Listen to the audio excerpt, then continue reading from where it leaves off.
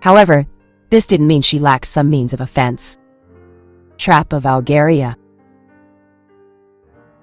A rotund sphere of light loosed itself from her battered lance to obliterate one of those twisted tails, but the beast barreled onward without a care in the world. A second took it low in the stomach, and still it powered on, endlessly chasing, endlessly seeking her head. Though she skipped backwards in rapid retreat, it pursued her with single-minded determination, striking erratically at her at random, yet always with the intent to maim or kill. And by God, it was actually going to do that if she gave it any more leeway. "Cheech, persistent, aren't you?" she hissed. "Aren't you being a little too forward?" The lowest of growls was his sole response. Ryder wasn't terribly strong as far as servants came. Her skills lay in the unique, noble phantasms she'd collected over her life. Unfortunately, she'd exhausted most of those already just trying to keep him away. But she was a servant nonetheless, and thus she fought on until lol. Thunk! Berserker and Ryder both turned, the former to find an arrow had sprouted from their shoulder.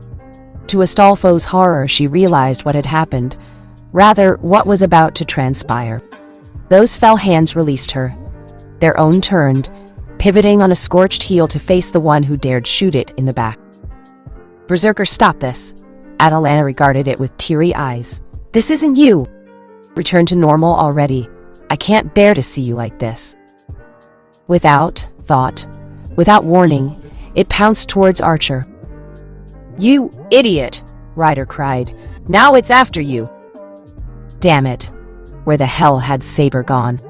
Red or black, either would be very helpful right now. "Clarent blood, Arthur."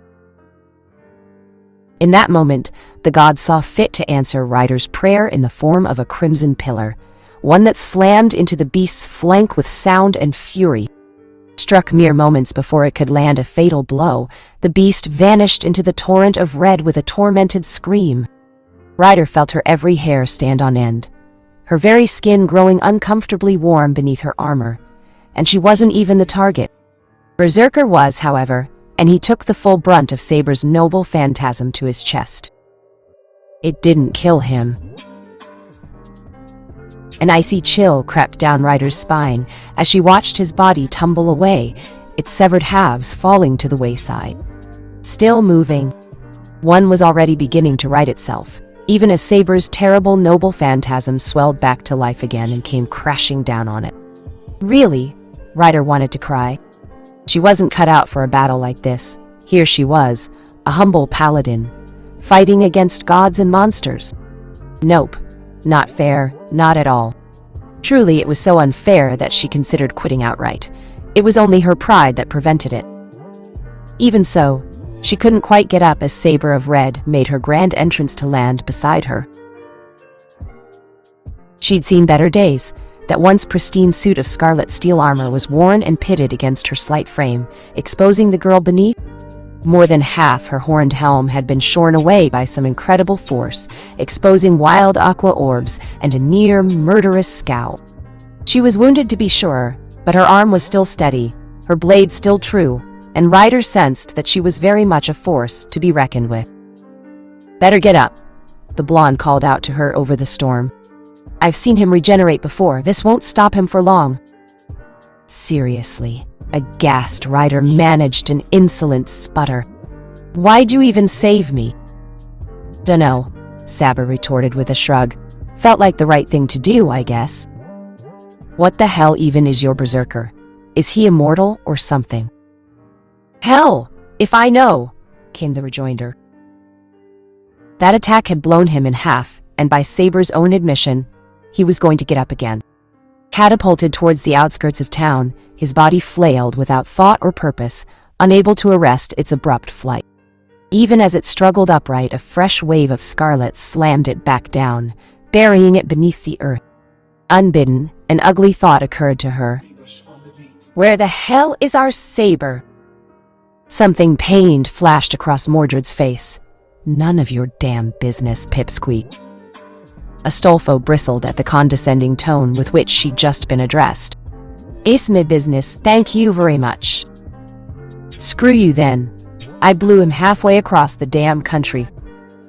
In the distance, a speck of cold crimson resolved into existence once more. Oh, geez. The enemy saber sighed softly to herself. I didn't think he'd get up that quickly. Apparently, this was enough to reactivate Archer of Red, for she sprang back to life and leaped to her side. Her tormented expression reminded Ryder of things she'd rather forget, so she forgot them. Just like that. Ah, the joy of lacking common sense. Saber. Good, you're moving, her fellow warrior hummed. Gonna need your help for this. Retreat, Ryder. Selenik's silken, smoky voice chose that moment to pervade her mind, blotting out whatever exchange occurred between them. Saber and Lancer are both down, and you're no match for Berserker as he is now. The fool's gone mad. We'll let him do our work for us. Wait, Berserker. What? The pink hat balked. You can't be serious, Master. This thing is... A furious shriek silenced her. Do as I say. By the power of my command spell, I order you to retreat and return to my side. Now! Bound by the power of that order, Astolfo's body betrayed her, despite her best efforts to resist. Even as she struggled to stand, her body collapsed back into astral form and vanished from the field. How disappointing. At a loss, she offered a reluctant, irritated shrug as Saber spat at her fading form. Sorry, guys. My master's calling. Take care of him for me, will you? Coward, Mordred spat. Don't you dare run away.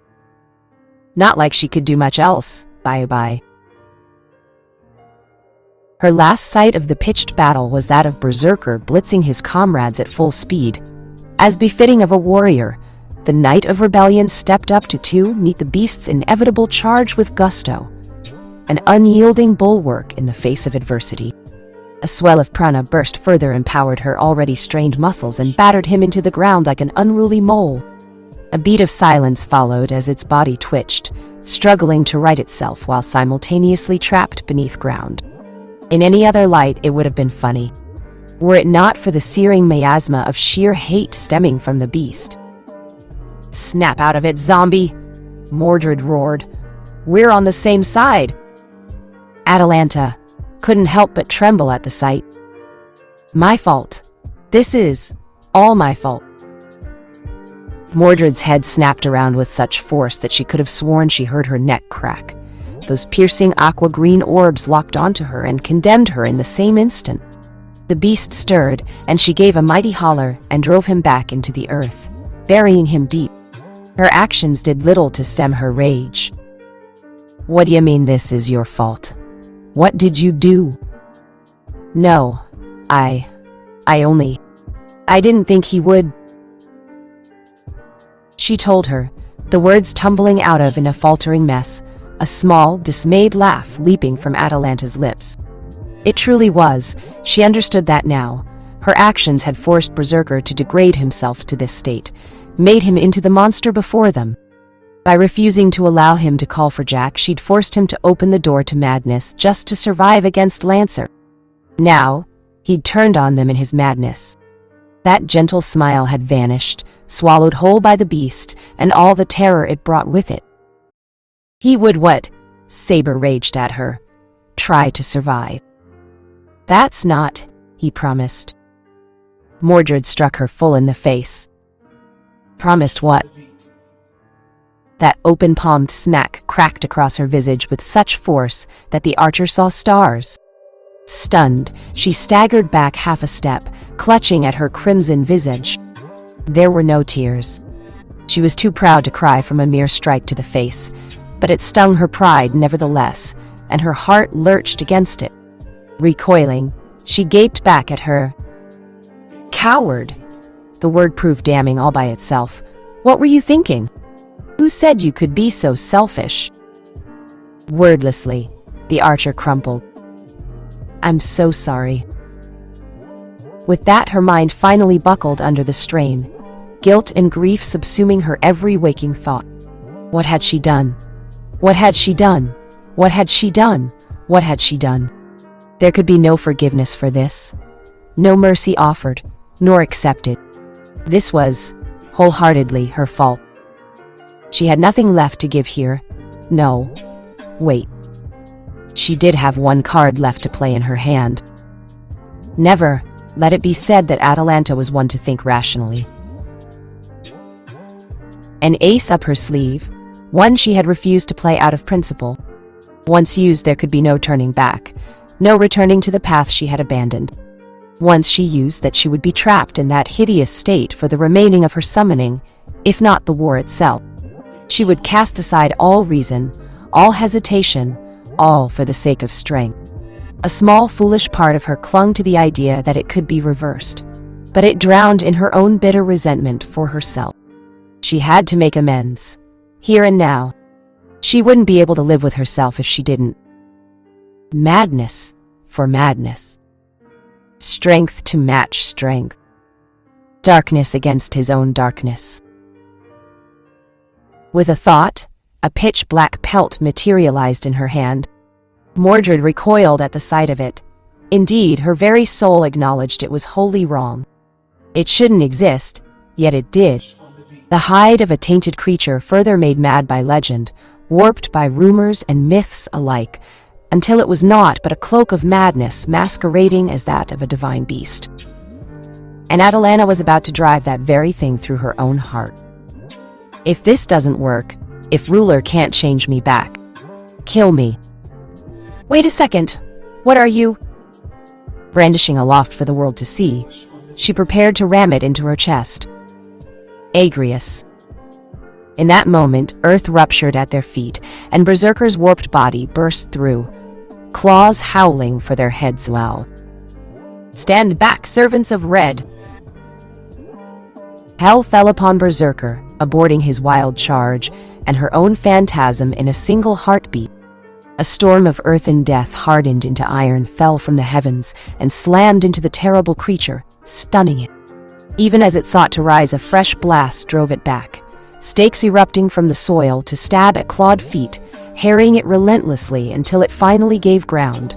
Thousands upon thousands of sharpened spears striking as one mind, with one body, one thought. Whatever tainted, noble phantasm you possess, Archer of Red, a rough voice rose over the din. It will not be a match for him. Stand aside. Reluctantly, Atalanta turned to face their unlikely savior. Battered and bloodied, he nevertheless stood tall. Though his arm had been taken from him, though his stern flesh was flayed open and scraped raw in places, still he carried himself with the regal bearing of a king. Stern golden eyes gazed right through her, dismissed her broken spirit outright, and swept past her. Lancer of Black. Why the hell are you? It was with a certain sense of pride that Lancer ignored them both and turned to face his foe. He'd won. Forced his foe to give in to his darkest, most primal instincts, to become the very beast he espoused. Yet it felt like a Pyrrhic victory. Truth be told, he had wanted to crush Berserker to be sure, but not like this, no, never like this. And now that clean victory was stolen from him, never to return? Besides, Saber and Archer had intervened to save one of his generals, when they clearly could have let him die. He would honor this, at least. Aye? Fly, you fools! To her shame, Atalanta did, unable to bear the weight of her guilt. Lancer spared her the merest glance before returning to the matter at hand. Sure enough, Saber remained, watching him with keen eyes. To her credit, the blonde did not interfere with his vendetta, pausing only to favor him with one last lingering look. It felt as though he were staring down a great lioness, baring her fang.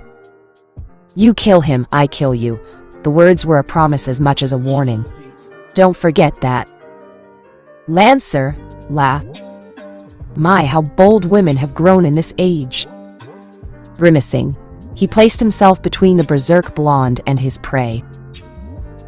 How unsightly you have become in this form, Berserker, he declared, diverting the beast's attention wholeheartedly to himself.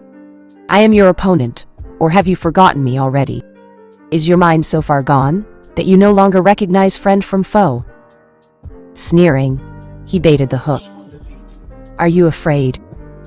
Crimson fell upon him without warning, descending in a writhing mess of claws and tails. This would be his final hour.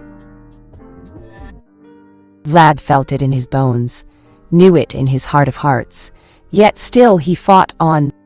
Even now he felt the Reaper's breath upon the nape of his neck, a cold chill that threatened to steal his resolve away should he let it. Yet despite the loss of his arm, nay, perhaps in spite of, if Lancer rallied against his worthy foe, as only a heroic spirit of yore could, raining storms of stakes upon his adversary, bending the very earth itself to his whims as he sought to undo this, his most ardent of foes. Like a grand maestro conducting the finest symphony, so too did direct the earth with his fingers. He just couldn't reach him. Flailing about on all fours like the animal he'd become, his once chatty foe appeared to have abandoned his rationality altogether for the sake of power. There was no hint of the terrifying tactician he'd been before, no sign of that dark wit he'd displayed so readily in their clash. Not even a glimmer of that sly, sardonic smile. There was only the beast, a crimson hurricane that flattened all before it. No thought, no rationale, only mindless, searing rage at the world, at him, at everything that drew breath. That suited Lancer just fine. This was his territory, his kingdom, his domain. The very earth itself was his weapon, his sword, his spear, his shield. A wordless yowl was the creature's sole response as it surged forward at him anew. And they were wholly, utterly useless in the face of Berserker's newfound transformation. Claws the color of blood swiped at his face with sinister speed, a crimson tear scraping frightfully close to his throat before he managed to parry it. Rancid breath flooded his face, and he fought down the urge to gag as he took a retaliatory swipe of his own. Realizing his peril, Vlad cut upward with his lance, seeking the face of this scarlet terror, only for the creature to bend beneath his weapon, as though it didn't exist. No, rather its crimson body simply distorted, writhing out of the way. In that moment, that fleeting sliver of a second, Lancer had time for one thought. Oh, that is just not fair. Pain blossomed in his chest as those savage digits found fresh purchase through his tattered coat, catching his flesh to hurl him across the earth like a skipping stone. His remaining arms scrabbled furiously at the ground as he flew, driving his weapon into the soil to arrest his momentum. He needn't look to know he'd sustained another grievous wound. With 2 arms, he might well have won this battle, or at the very least endured until help arrived. But with 1, and the amount of blood he'd lost, he needed to end this. Soon. Unfortunately, this was easier said than done. Once more, the faintest flicker in his peripherals served as his sole warning before hell fell upon him. 4 terrible tails burst forth from the ground at an impossible angle, nay, they emerged from the very earth beneath his feet itself in order to stab at his noble visage. From below, how? Confusion slowed him. Blind, bloody luck saved him. In that moment Vlad's foot caught on an overturned piece of rubble and he fell back. It spared his life. It did not save his eye. Pain blazed across the right half of his face as one of those blazing appendages made contact and darkened half his world forevermore. In that moment his right eye ceased to be. A human would have screamed. Even a magus would have faltered, but not Lancer. He was a servant, and he had suffered greater wounds than this, though not by much. Still, the agony was nigh unbearable, and for a fleeting moment, his concentration faltered thoughts, shattering into a fractured web of agony. In that moment, the rest of the beast came tearing out the ground, howling for his head. Springing forward, Vlad swung with all his might, bringing as much strength as he could bear into the lance. By some miracle, the blow connected. Indeed, it found Berserker in mid-leap, took him low in the ribs and flung him into the distance. But only just. Even then, Lancer suspected he'd only landed a blow because he'd caught the creature off guard in the first place, rather than any amount of fading strength on his part. Still, he bought himself some breathing room. Watching the tainted creature tumble down into the dirt brought Lancer far more satisfaction than it should have. Sanity or no, Berserker had been, and still very much was, a thorn in his side. A sharp, jagged thorn, one that seemed to delight at tormenting him at every turn. Mad or no, it felt damn good to finally hit him. Propping himself up on his fractured weapon, the Impaler climbed back to his feet once more. No attack came. There was no explosion of energy, no animistic howl to greet him, only silence. Chest aching, muscles screaming, he turned and spat blood in the beast's direction. "There," his voice echoed hollowly into the empty battlefield. "Did you like that, invader?" The faintest spark of red reappeared on the horizon, but this time he was more than prepared to meet it. With a cold laugh that would have sent lesser men scrambling for the hills, Vlad stomped his foot and mustered his flagging reserves. He curled his remaining fingers into a cruel claw around his lance and lashed out, willing the earth to do his bidding as it never had before. Yes, now was the time. He'd press the attack before that thing could approach. He would annihilate him. This time, he would finish what he had started. There would be no mercy here. No quarter asked, none given. He would finish it with this, his final maneuver. "Fall to me, you fool!"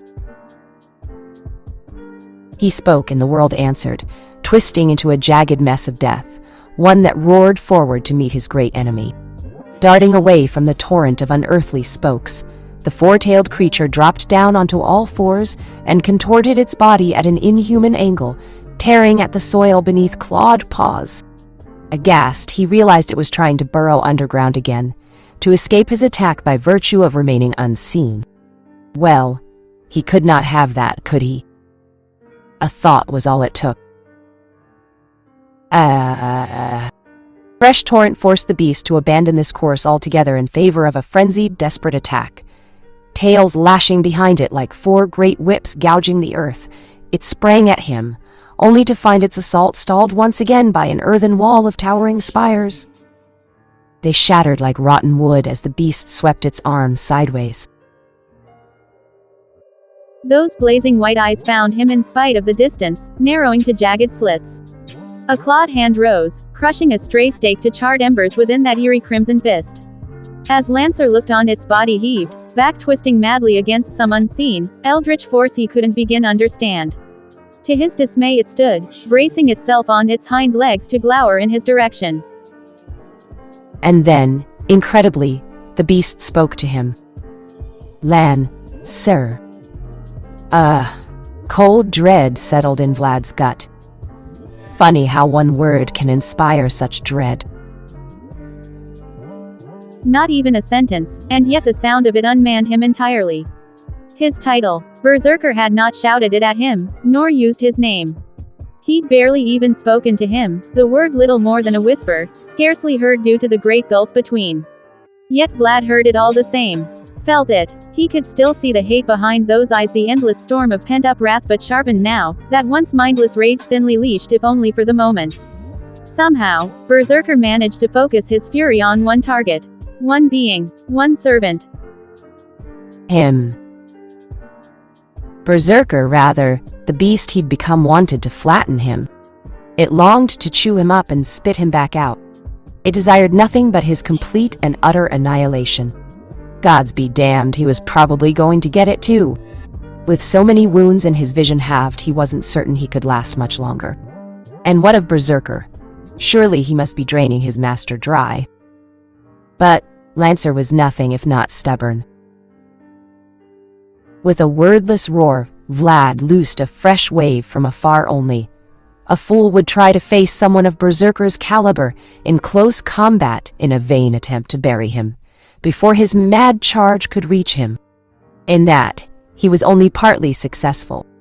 He slowed the beast's advance, forced it to pause and shield its face with those ghastly writhing tails. To his horror, as he looked on, a fifth bloomed to join its brethren. That dread he felt a moment ago. Yeah, That just became mind-numbing terror. Slowly, painfully, step by step, it weathered the barrage and came for him. With each shuddering step it drew closer, creeping forward on all fours. Odd how the sight filled him with such fear. It shouldn't have. Berserker was barely moving.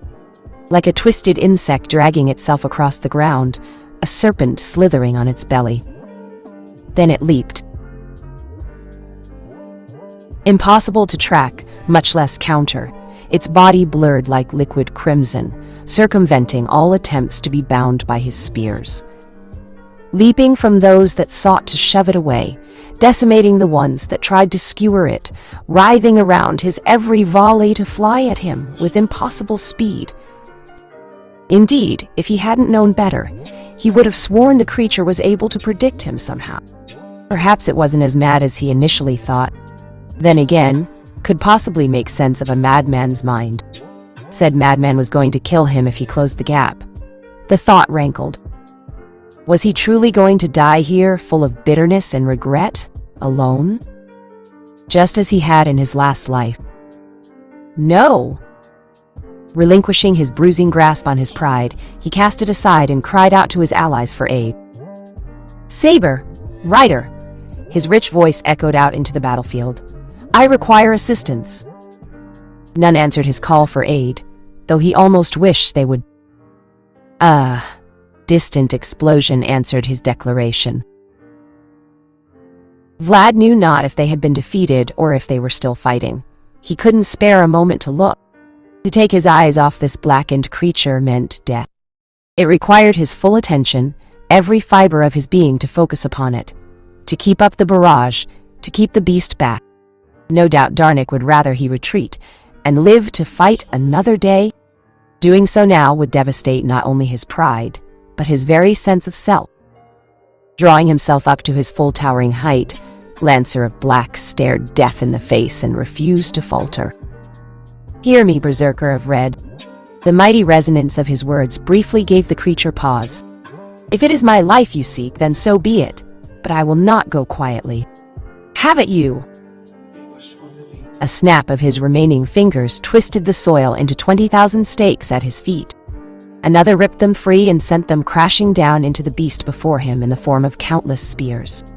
That sheer deluge momentarily brought the berserker to a halt, forcing it to reel back and shield its face as its body shuddered beneath the assault. Knowing well its durability, he diverted a score more and sent them crashing into the foul creature's unguarded flank with the force of a falling star. The explosion that followed could truly be called tremendous. Earth and sky alike shook as the ground ruptured, and time when the beast howled at him through the smoke, he could hear pain behind its snarl. No mere mindless rage was this. For a fleeting sliver of a second Vlad almost dared to hope against hope. To believe that he had finally succeeded where he had previously failed. That he had brought down this twisted beast. A spark of pride warmed the bleak, despairing tundra that had nearly taken his heart. He'd wounded it, harmed it at the very least. Perhaps he could kill it after all. Perhaps. It was not to be. Much to his chagrin, even these stakes proved a mere irritant to the beast, unable to pierce its thick hide. Slowly, almost imperceptibly, it raised its gaze to glower at him. Once more the ghastly white orbs that served as its eyes narrowed, perhaps in recognition, perhaps in anger. He knew not, only that he'd failed once again. Something snapped. "Why won't you die?" The words tore out of Vlad in an exasperated snarl. "Are you immortal?" This time, there could be no mistaking the laughter. No. Events spiraled rapidly after that. 5 tails sheathed in bits of mismatching bone snapped back toward Berserker's now crimson head. Trembling with intensity, its jaw came unhinged, and again that hideous creature shifted in a way that just felt wrong in the worst of ways. Oh God, how could it move like that? Its flesh contorting in ghastly relief to expel orbs. To his horror, a series of sinister, strange sapphire scarlet spheres jettisoned themselves from the young man's warped body. As he looked on, they merged, uniting as one. The survivor remained a moment more, hovering there before that dislocated maw. Wait! Why was it shrinking? Why was he devouring it? Why did his body swell thus? Vlad's sixth sense shrieked a warning in his mind. Darnik was howling at him, telling his body to move, to dodge, to get the hell out of the way. Yet, he could only stand, transfixed as his doom approached. He saw a surge of steam gather behind those bulging jaws, and in one final horrified epiphany, knew he couldn't outrun what was to come. So he flung up a wall between him and the beast, and another. Still. 6 sheer, towering earthen shields, forged of bloodied stakes and hardened earth composed of 20,000 stakes. It was not enough. No, not nearly enough. Nowhere near, not ever enough. Berserker opened its maw and screamed its fury to the world. Zero. Oh, so that's it, then. Words like poison trickled through Semiramis's ears as she watched the horror unfold in the mural before her. They were not her own. No, those words belonged to her master. There was a strange, almost childlike joy to be heard in those words, a near euphoric glee that had nothing to do with the battle, and yet everything to do with those fighting it. Bright eyes gleamed. Reclining upon a pew, Shiro Katamin regarded the scene before him with morbid fascination. That really is a terrifying noble phantasm, he mused aloud, thumbing his chin in quiet curiosity. He called it 9 tails, correct. To think he's only up to 5. I wonder what will happen if he reaches the maximum. Or will his master perish before that? Semiramis frowned. No, those words certainly did not belong to her. Assassin though she may well be, her mouth was sewn shut by the ghastly spectacle unfolding in front of her eyes.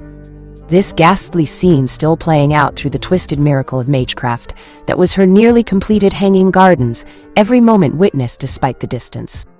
She saw it all.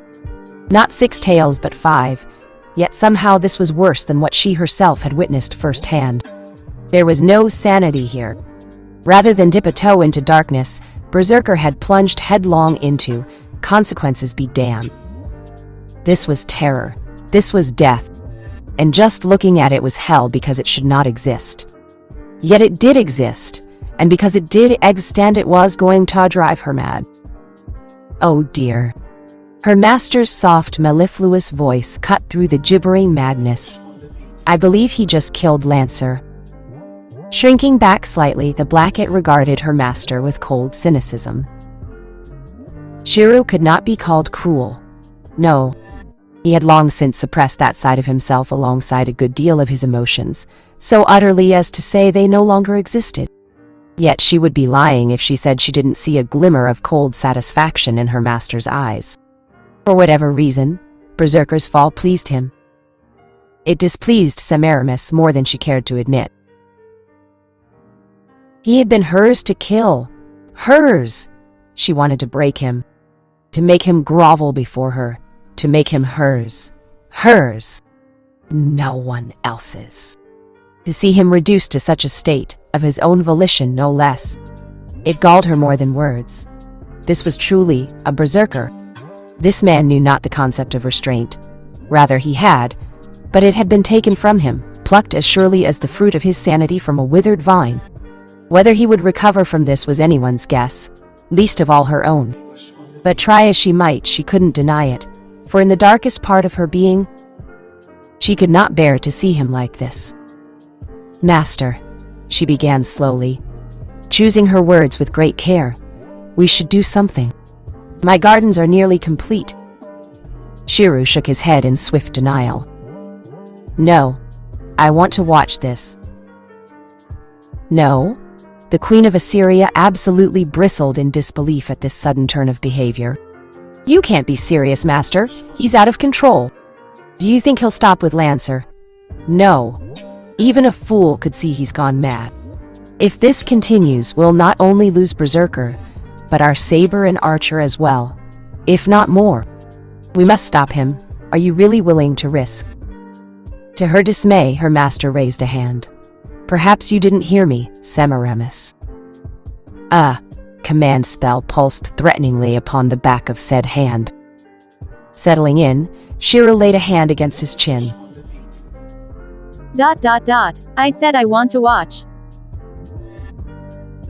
In that moment, something crystallized in Assassin's heart. She did not give voice to it, for that would be treason, but she did acknowledge it. At her core, she was a selfish person. So she buried it deep, allowing it to take root, to grow and fester in her heart, the very seat of her soul. A small thought, an inkling of doubt to poison her thoughts, the tiniest whisper of rebellion, and she showed not an iota of it to her master. Very well, she relented with a faux smile. I shall attend to other matters then. Though Shiro knew not, there would be a reckoning for this. It is said that mankind holds a certain saying. Hell hath no fury like a woman scorned. Zuru zuru zero. All the world became light. The Bijudama, though improperly formed in Berserker's haste to attack, put the last to shame. The air ignited in a coruscating beam of red ruin burst from that tainted maw, and annihilated all before it, a blast unlike any other. Earth, heaven, servant, none were spared. Before it Lancer's stakes fell like wheat from chaff. There was no hope of enduring this. No possible chance of overwhelming the primordial energies that burst forth from his body. It annihilated all defenses outright, shattered his walls. Indeed, how could it not? No manner of fame nor infamy could endure this attack head-on. It was, in a word, death. One that snatched Lancer up and swallowed him whole. Blinding pain blazed thought to ash. Distantly, he was aware that he was still burning, falling, crashing into the ground as though he'd been cast out from the very heavens themselves. Was this death, then? No, the pain, the agony of his scorched flesh that told otherwise. Still alive. That was unexpected. Almost unwanted, really. After fighting for so long, he'd almost begun to desire an end. But that was coming soon, wasn't it? His lone eye swiveled, regarding the ruined tear that was his left leg, ending just below the knee. The beast seemed determined to tear him apart piece by piece. First his arm, then his eye, now his leg. Low, exasperated sigh trickled out of his scorched throat. Really? With a thought, he affixed a stake to the severed stump and marched on. A certain pirate might have found this amusing. Lancer couldn't care less? He could already see the beast coming for him, feel its rage roaring down on him through the black smoke. And despite the fear, despite the pain, despite all that he'd said and done, he smiled. This would be a good death. Come then, he croaked, gasping for breath. If this is death, then I welcome it. Steaming, his coat and tattered body scorched and barely functional, Vlad somehow found his feet and readied his lance. The beast answered his challenge with a heart-rending growl and surged forward to meet him on all fours. This time Lancer stood his ground. He had no choice. Retreat was no longer a viable option in this war. Should he attempt to fall back, he would be overwhelmed in an instant. This creature eclipsed him in speed, if not strength. He must trust in the strength of his weapon, his will, and pray that they were enough. Man and monster collided.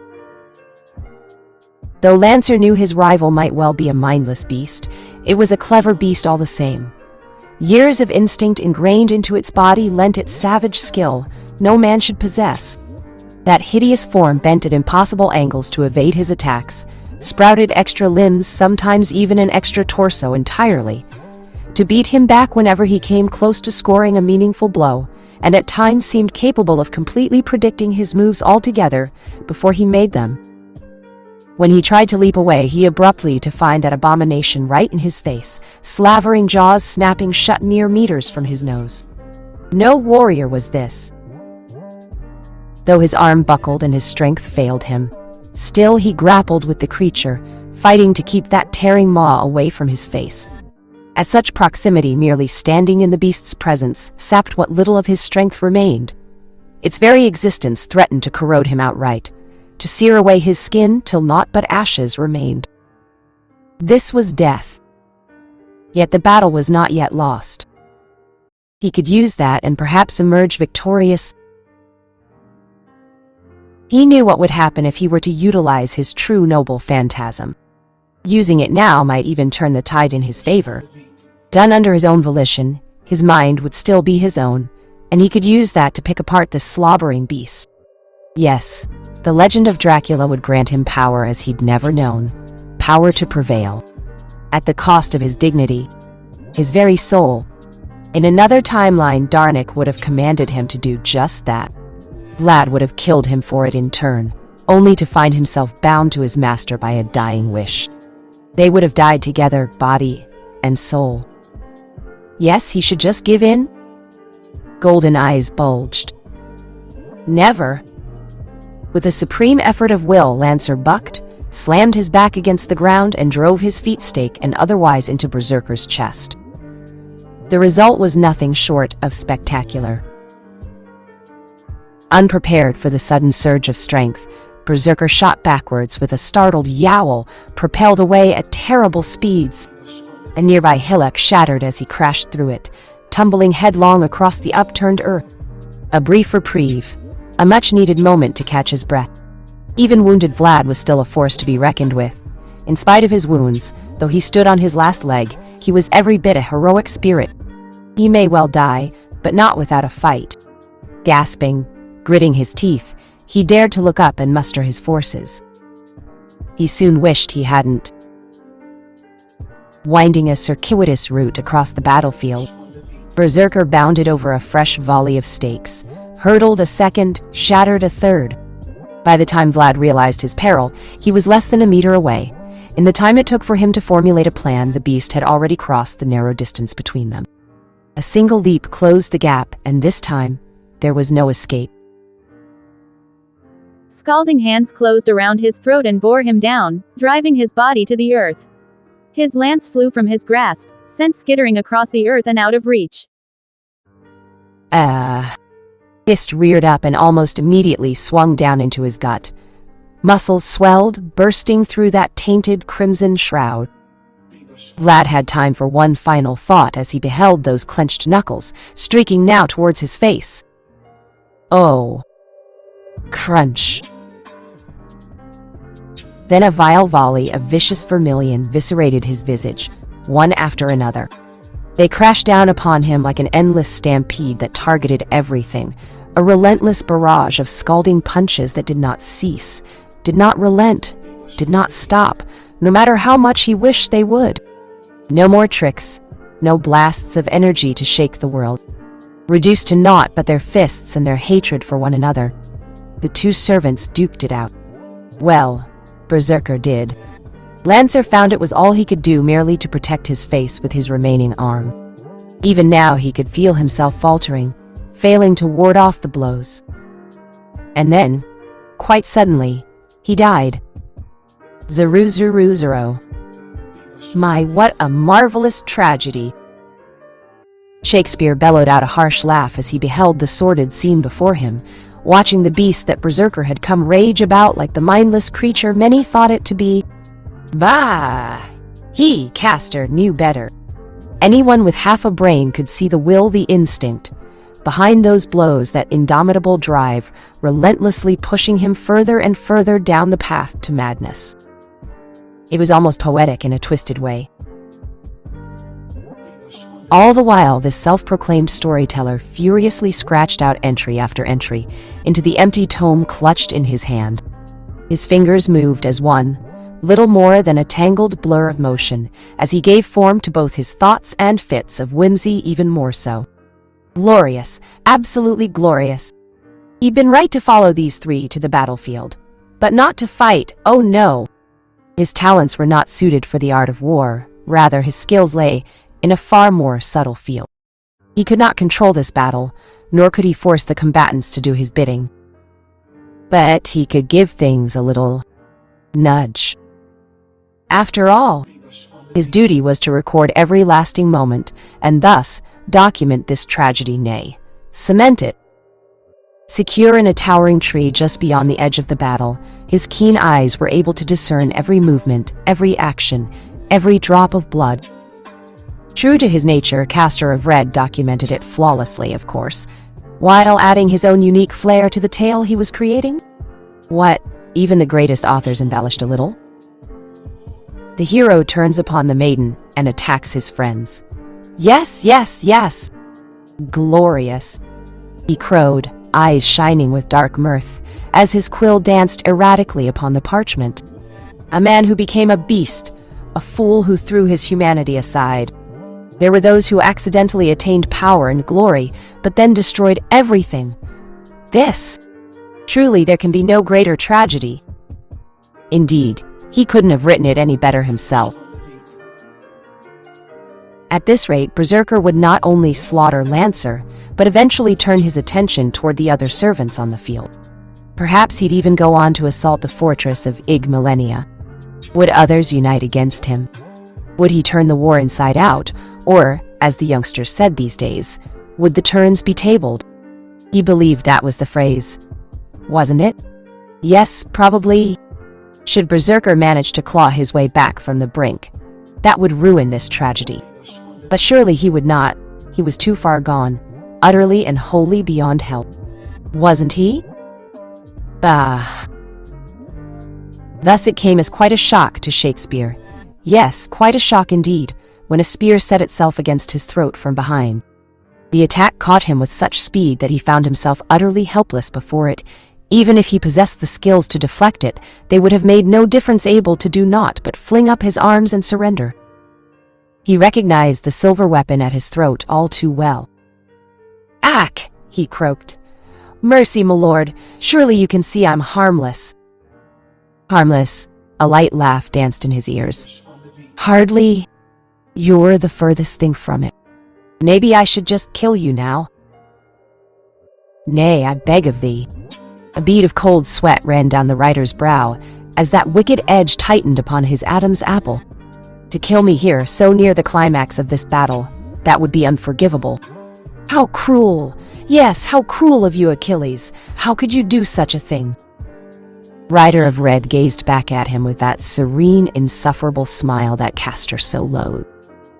"If he turns on everyone, you're going to help me set this right," he declared. "Nonsense! To think that I would spoil such a story is the very height of..." The spear drew a thin line of red across Shakespeare's throat. "Oh, of course, I may have misspoken. Zero. Yes, Lancer died." The punch that followed surpassed all others, crashing through his guard to bury itself in his stomach and blow a howl through him. Then the ground beneath.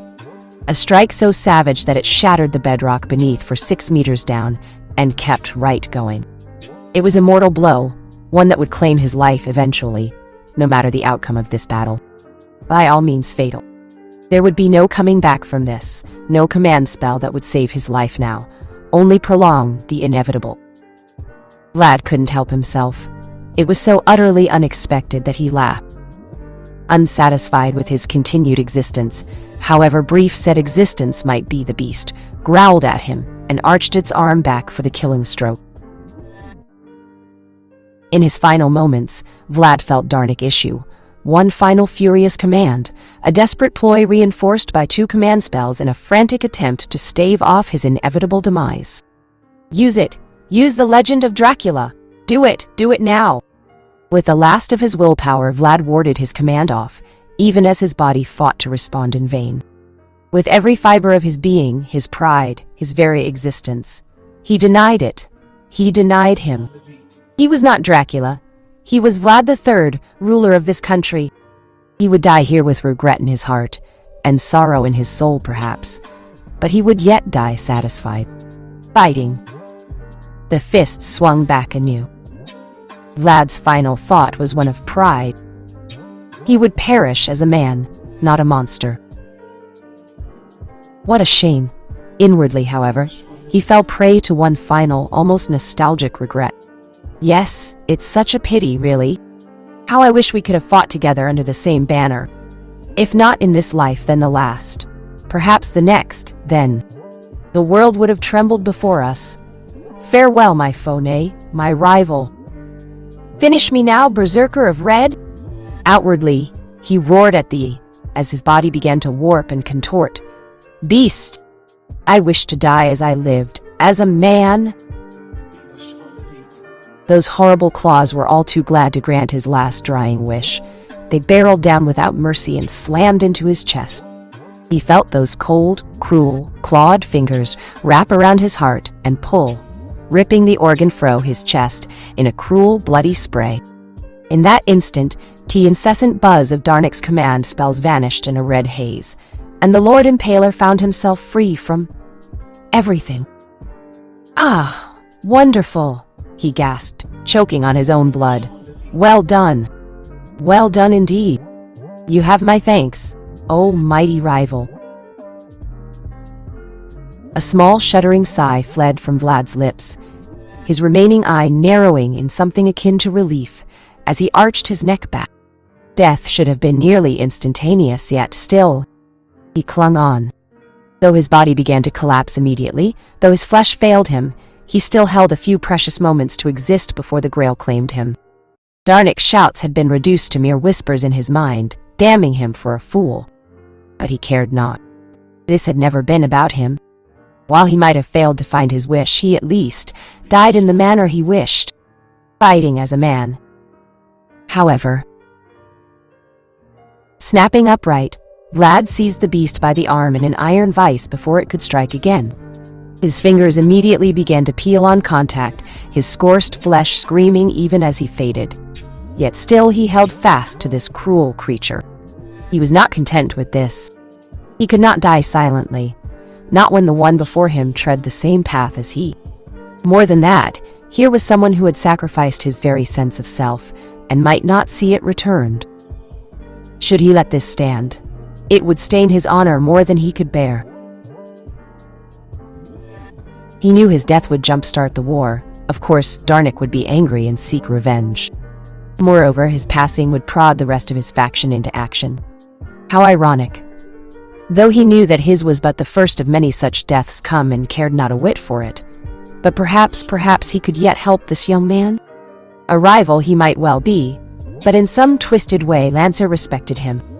He, despite his legend being blotted by rumor and half-truths, willingly turned into a monster just to wrest victory from the jaws of defeat. He accepted that burden, the stigma it bore, and moved onward as befitting of a ruler. Vlad empathized with that. He was, after all, the ruler of this land. And was it not the king's duty to help his subjects? Though his lower torso crumbled into dust, though the seething kitsune struggled in his grasp, though he had naught but words left to give, Lancer fulfilled his duty to the last.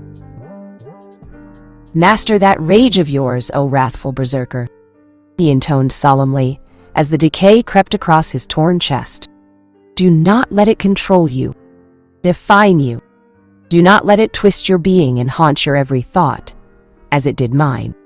Endure it, move beyond it, surpass it, and once you do, may we meet again. Not as enemies, but brothers in arms. Having said his piece, he released his hold upon Berserker and toppled back to the ground, utterly spent. The beast did not reply. In truth, Lancer did not expect it to. Instead, it cocked its head, considering him. Was that a crack in the crimson shroud just now? A faint fracture in the bloody mist coating its skin? Or had he imagined it? As he looked on, the beast raised its fist, clutching its prize in hand. He could still see it, frantically pumping, to no avail. Raising it toward its gaping maw, the creature gazed upon it for a time, and dropped it down its gullet, swallowing it in a single bite. Ah! His heart. Lancer understood now. After their pitched battle, Berserker must have been running on fumes. His master was likely in dire straits as well. Thus he sought to sustain itself through whatever means necessary. He should have been appalled. Far from it. From a brutal point of view, he understood why it acted as it did, as a harbinger of death reasoning. Very well, let it take what little mana remained in him. Perhaps some small part of him would live on through this. Yes, he rather liked the sound of that. Gray crept in at the edge of his vision, permitting him time for one final laugh. Farewell, my foe. Having said his piece, and with one final wordless laugh, Lancer departed the Holy Grail War. It was into this hell that Atalanta returned. Swallowing her fear, she dared to approach. What little remained of Lancer's corpse was already dissolving, wafting away into harmless spiritants to cloud the night air. Then even those were gone. Naruto had won. By all means, this victory undoubtedly belonged to him. Surely he had soothed his rage by now. And yet, a thorn of anxiety pricked her heart, holding her back. Why hesitate? This was Berserker, of course. He'd never harm her willingly. He'd made that abundantly clear. He had just lost himself for a moment. Yes, that was it. After all he'd said and done, it would be madness to turn on her now. Wouldn't it? Too late, her hackles rose, instinct shrieking a warning. Slowly, shuddering, Berserker turned toward her. Low hiss fled from those twisted jaws. No, not Berserker, she realized. Incredibly, it spoke. R-U-N. Paused. I will not. To her dismay and relief, the tailed beast doubled over, clutching at his face, clawing at that terrible visage. A low, infuriated shout ripped between the two of them, a keening sound of such rage and sorrow that Atalanta felt her heart break just from hearing it. Yet she dare not approach. Not here, not now. Fear grappled with pity, tearing themselves to pieces as they fought for control of her body. Cease. Command like a thunderclap rang through her ears, bringing the world to a halt. All eyes turned towards its source, and it was in that moment that the clouds overhead finally broke. Unable to contain their swollen fury any longer, they loosed the rain in a vicious downpour that drenched anyone, or in this case, everyone unlucky to find themselves within Trifus at that moment. Too much heat and moisture had been forced upon them by the clashes of noble phantasms and servants, alike for the world to remain silent. Perhaps the rain was the planet's way of inflicting its own displeasure upon those who violated her cradle. This did not make the newcomer any less intimidating. Ruler? Seemingly wreathed in holy light, or was that her imagination? The Maiden of Orleans advanced, her flag hanging loosely unfurled at her side. Its noble banner fluttered silently in an unseen breeze, unfazed by the chaos of the storm around her.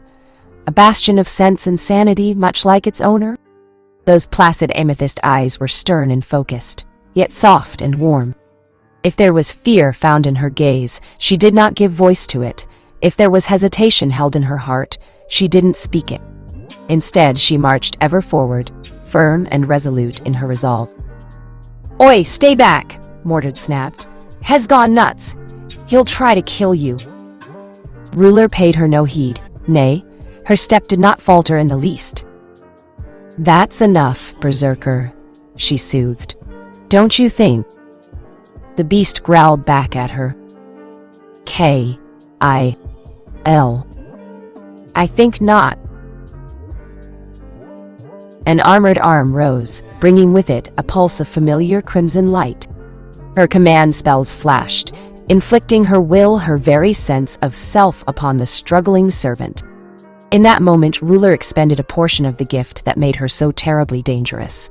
Indeed, the very reason for her class. The reason she was both feared and respected not only by the masters of the Holy Grail War, but the servants themselves. She represented the insurmountable barrier that were the rules themselves, and the actions that would be taken against them should they seek to circumvent them. Before Ruler and the seals she wielded, any servant was powerless. "By the power of my command spell, I order you, Berserker of Red." Her voice cracked like a whip across the field. "Revert to your true self and cease this madness at once." Incredibly, the scarlet shroud cracked. The words of the Holy Maiden tipped the balance. Fine fractures etched themselves into the seething maelstrom. Berserker's noble phantasm didn't so much burst as it did crumble. Shards of stained crimson tumbled off his body to reveal the scorched flesh of the man beneath.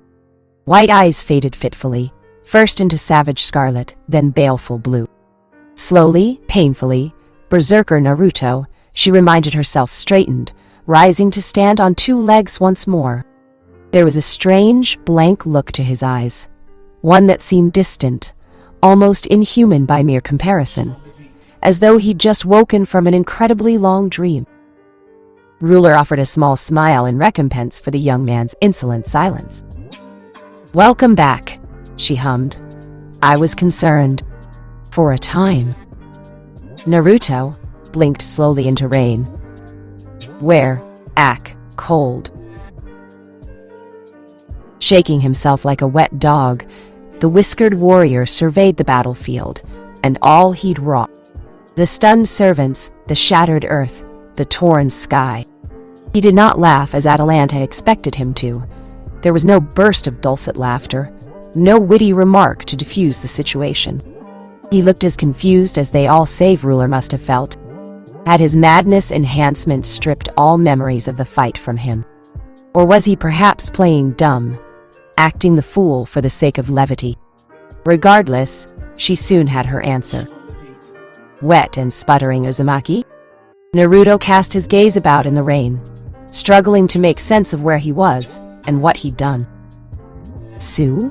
he began with a nervous drawl, awkwardly scratching the back of his head. "What did I miss?" "Ha!" Mordred laughed aloud. "Just about everything, zombie. Took you long enough?" That snapped him right back to his normal self. "You wanna go, hothead?" "Bring it." Atalanta groaned to herself as much as them. "Idiot, idiot, idiot, I'm such an idiot!" She wanted to laugh. She wanted to cry. She wanted to die. Now more than ever, as the baffled blonde inclined his head towards her, Atalanta couldn't help it. She found herself flinching away from the confusion in his gaze, knowing she was to blame for this, knowing she had caused the near catastrophe, knowing he must be utterly furious with her. How could he not be? Her rigid dogma had driven him into a corner. Were it not for Ruler and his own sheer will, he would never have escaped the proverbial pit into which he'd flung himself. Yes, he must hate her for this. Doubtlessly, he would wish to sever ties with her at the least, if not kill her for this. Bitter self-loathing welled up in her the longer she looked at him, the more certain she became. At any moment he would strike her, rebuke her, condemn her for all that she had done. As such, she wasn't at all prepared when he decided to seize her right hand. She sputtered madly. "You! What are you doing, Berserker?" In the end, he had only one response to offer her. "None of that. You and I are going to have a talk. It would prove a long one indeed." Author note: Lancer died. "You aren't human." I regret absolutely nothing. Author.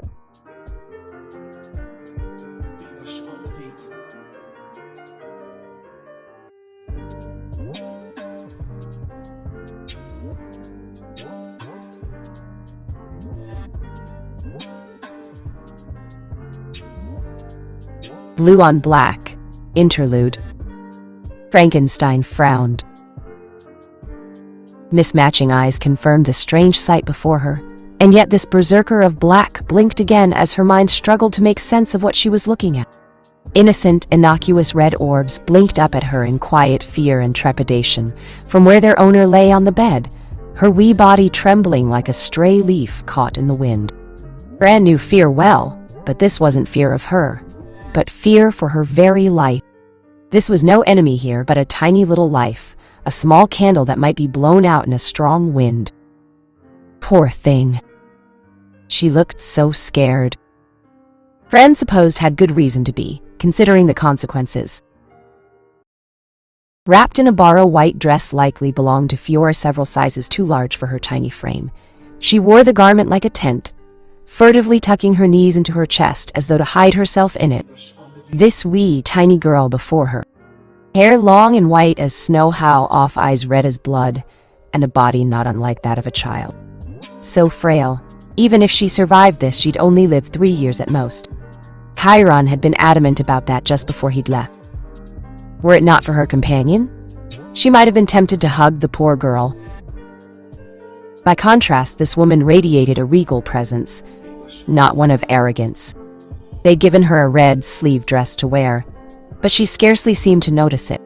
Taller than the other one, and more generously endowed, she nevertheless seemed empty somehow, as though she were nothing more than some blank slate, a mere template for something greater. Only the occasional glimpse of true intelligence behind those eyes hinted at something more. She caught her staring and offered a small smile. "We thank you for your assistance in this matter, Berserker of Black, Archer of Black, Rider of Black." She recited their titles as if on a rota, speaking them, yet not saying them all the same. "You will be spared when the time comes." Spared? The hell did that mean? Still, this boded poorly for them.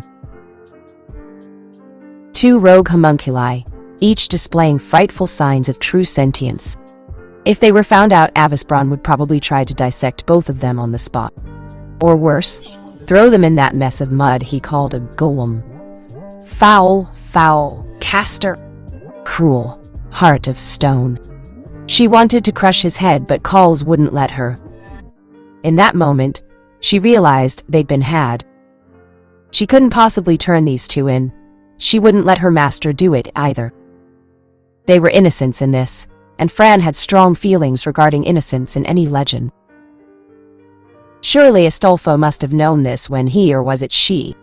Fran could never tell, lured them into this room. She knew the ever-honorable Chiron, if not his master, could be trusted, but now she'd been roped into this against her will. She was happy to help, but didn't like being used. It made her cross. A low growl started in her throat. "What?" The rider flailed spectacularly as the redhead turned her glower upon them. "What are looking at me for?" "You know what I'm looking at," she raged telepathically. "You let us here? What am I supposed to do now, huh? This is all your fault." Much to her chagrin, the little homunculus gazed right back at Fran with desperate hope and fear in her eyes, as though she weren't sure if she would be saved or half expected to be crushed flat beneath her mace. Oddly enough, she found herself inclined to take pity on the girl. But was not the time for pity. They had an attack to prepare for, and the last thing they needed was a band of wild homunculi roving the premises. She'd had to ferret out the details from Ryder herself long and at length, but she knew a counterattack was coming. How could it not? Lancer had been slain, Ryder wounded, and Saber, well, Saber had yet to return. Despite his master's fevered attempts to summon him back to his side, even going so far as to expend yet another command spell, Siegfried still remained missing. His contract was still there, else there would have been a panic, but nothing would bring him back to the castle. That boded poorly enough, but without 2 of their strongest servants, they admittedly stood little chance if the enemy faction decided to attack. "They're here." The woman's sudden declaration caused all eyes to turn on her, but she'd gone silent once more. Fran tilted her head, considering the little homunculi and her companion. She wasn't like the others, not cold like Castor, nor consigned to blind duty as Saber, nor devoid of reason like Ryder. For all her lack of faculties, she understood reason. Despite what some might think, Berserker of Black was actually quite clever. Yes, she may be unable to speak and had a tendency to fly off the handle in battle. But beneath all that, beneath all the pain, the hurt, and the trauma of her legend, the servant was a good person. Which was why she couldn't let her master report this. You. Calls, palmed his face. Fran, no, you're not keeping them. Berserker, grit her teeth and stomped a foot. Don't you dare. Ooh. Zero. Naruto made it all of 2 steps into the crypt before the attack came. Really, he never stood a chance from the very beginning. So fierce was the assault, so swift and brutal, so inhumanely overwhelming, that Berserker held no hope of defeating the brutal terror before it reached him. More powerful than any servant, greater than any divine, in the face of such towering terror he could only stand his ground, weather the storm, in the vain hope of surviving the unholy forces accosting him. There was no hope of rescue from his allies as they were still behind him and thus didn't see the attack coming in time. Caught between a rock and a hard place, the blonde didn't even have time to yelp before he fell to his aggressor. Daddy. Blue eyes bulged. Jack? Wait a second. What did you just what? His words dissolved in a strangled squawk and were wholly, utterly ignored. Still damp from the cold rain raging outside, Naruto's body had instinctively tensed mere moments before the attack, realizing what was about to happen even as his weary mind did not. It availed him nothing. Even as he tried to move a small meteor of tannin black cannoned into his chest with all the force of a hurricane and bowled him over with that fierce battle cry. Are you all right? Tiny hands flailed at him before, searching for wounds that no longer existed. Were you hurt anywhere? In hindsight, Sisegu almost wished he had a camera on hand, if only to preserve the gobsmacked look on Berserker's face. For posterity, of course. It was a rare thing indeed to see the ordinarily charismatic blonde floored in such a way, both physically as well as mentally. He didn't derive any enjoyment from this, or so he told himself. He certainly didn't enjoy the sight of Naruto's gobsmacked visage as an equally frantic Jack flailed at him like an overprotective daughter. No, not in the least. True, he might have pushed the idea that the young assassin should consider him a father figure, rather than that of an older brother. But it was well worth it, if only to see that look on his face. Berserker was going to kill him for this. Worth it indeed. Perhaps had he known the thoughts churning in the whiskered warrior's psyche, he might have taken a few steps back. Naruto reeled. Daddy? Just now, she'd called him Daddy. Putting that can of worms aside, the blonde berserker could only gape at the teary-eyed servant fussing over the large holes in his vest. His tongue felt dead in his mouth, unable to form the words he wanted to say. A small part of him experienced a strange nostalgia at such treatment of another child fussing over old wounds. A smaller girl with blue eyes, dark hair, and whiskered cheeks. His mind was all too happy to bask in the pleasant memory, and for a moment he lost himself in the warmth of quiet serenity.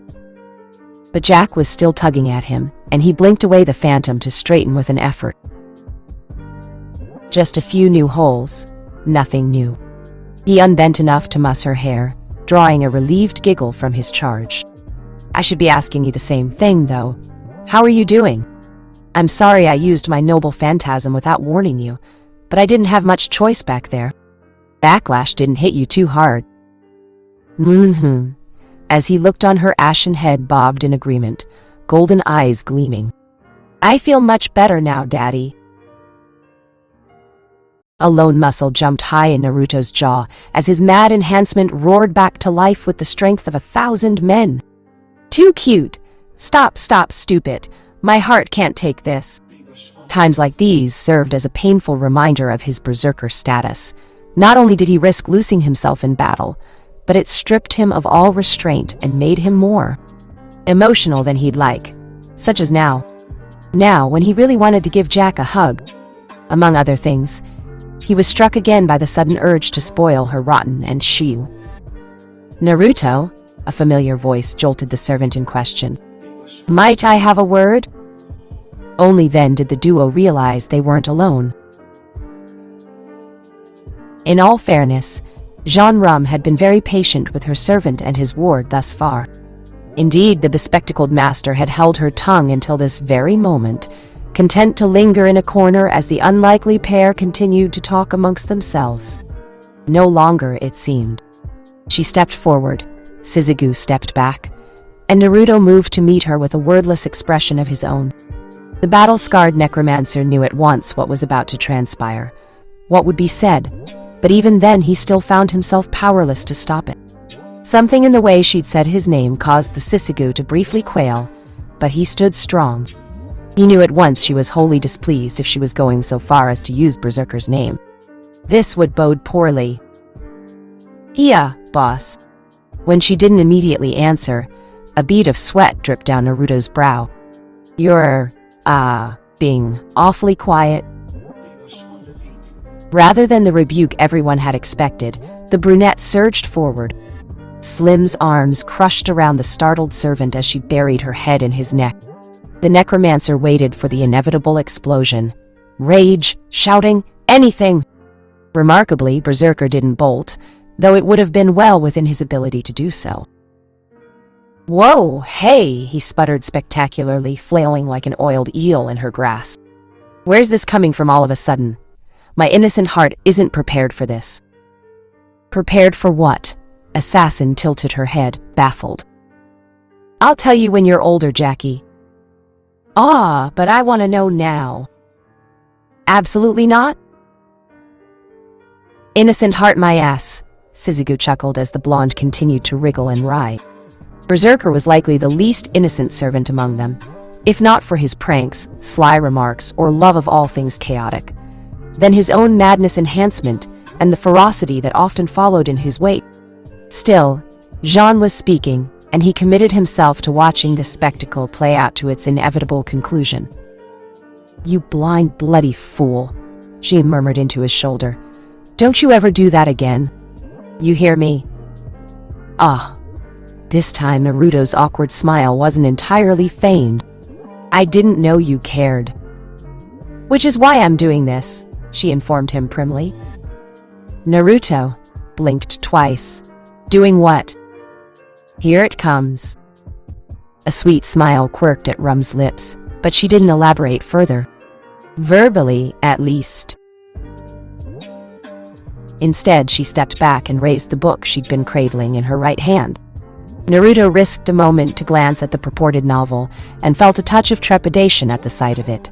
This thick, leather-bound tome with its scarlet cover and its many pages. Large, heavy, deadly. He eyed it in quiet confusion, wondering what she intended to do with it. Still, Jean held it high, and he watched spellbound as her arm rose in a ponderous, graceful arc. An awful pause followed. Blue eyes bulged. No, surely not. She wouldn't dare lie. Jean brought it down squarely on his head. Hard. At his peak and full of mana, Naruto wouldn't have budged an inch. Servants were physically superior to humans in every way after all, and he was no exception to this ironclad rule. A little smack with a big book, even from an angry master of Jean's caliber, should have meant nothing to him. Unfortunately, he was nowhere near his best. His battle against Lancer had drained him both mentally as well as physically. As it stood, he was subsisting on the last dregs of his reserves until he had an opportunity to recharge. In short, thunk. "Hey!" he cried out, massing his throbbing temples. "What are you doing?" "What did you hit me for?" "Thunk." Her tone descended anew without mercy. "I don't understand what you're so angry about." "Thunk." Another blow sent the blonde spinning comically like a tumbling top. "Let me finish." Two more strikes followed in swift succession. "Geez, all right." He flung up his hands and blinked the stars out of his vision as she stepped into his guard and clobbered him for a fifth time with a resounding thwack. "Stop. Cease. Desist. I'm sorry I didn't warn you about my noble phantasm." "Is that what you want me to say? Can we at least talk about this?" The faintest of breezes caressed the blonde's battered forehead and the headband there. Rum tilted her head, her tome now hanging a centimeter from his skull. And Naruto creaked an eye open. "Mommy, no! Don't fight with Daddy!" Naruto swore in abject disbelief. The brunette sputtered. "Mommy?" Jean's bespectacled gaze had never wavered in the face of Naruto's protests. Not once, but now her wrath and venom inexplicably faltered as a now distraught Jack wriggled her way between their pressed bodies, as only an assassin could. Before the mage could think to object, the nimble killer seized her in a crushing hug and buried her face in her torso. That was all it took to undo her. Jean went rigid, her grace and fury evaporating like so much steam under the weight of those innocent orbs. In short order, her composure dissolved into a fit of sputtering. All present parties witnessed this small miracle and wisely held their tongues in trepidatious caution, Naruto chief among them. Bless Jack's little heart for caring. But why was she calling Jean mommy and him daddy for crying out loud? Even as laughter threatened to burst from its confines and come pouring out of his fool mouth, so too did he plant a hand over his lips to stifle. She would murder him.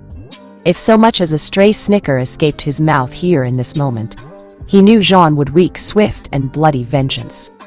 As satisfying as it might be to laugh, in her current state, Jean, she might actually go so far as to use a command spell to silence him.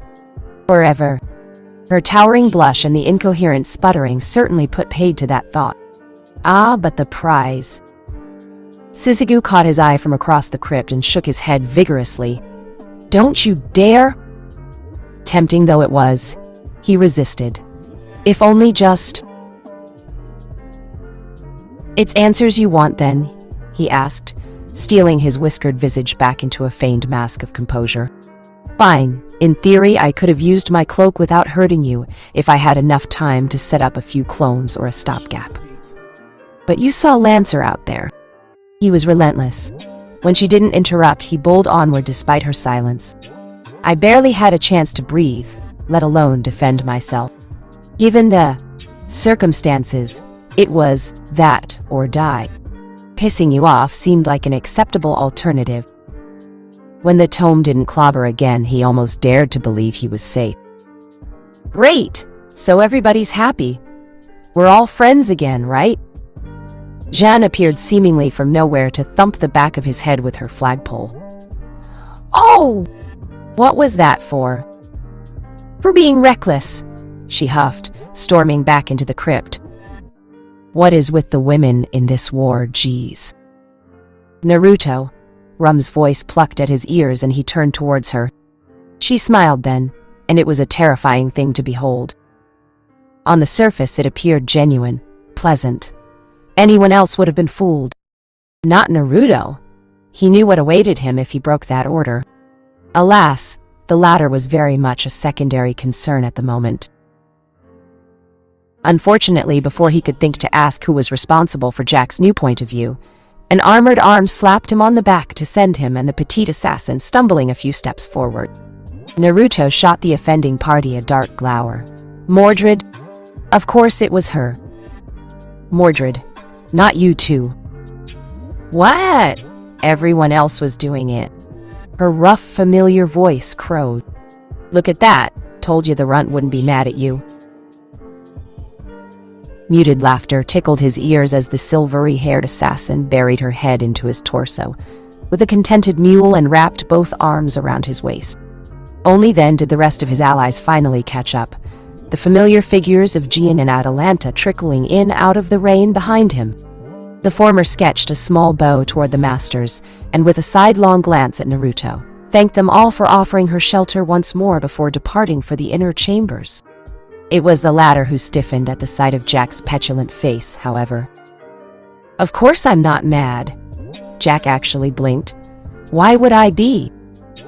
Atalanta felt her tail twitch. Well. In that moment, she was keenly aware of Mordred's glare blazing into her back in jaded judgment. She needn't look to know the silent scorn etched into her face.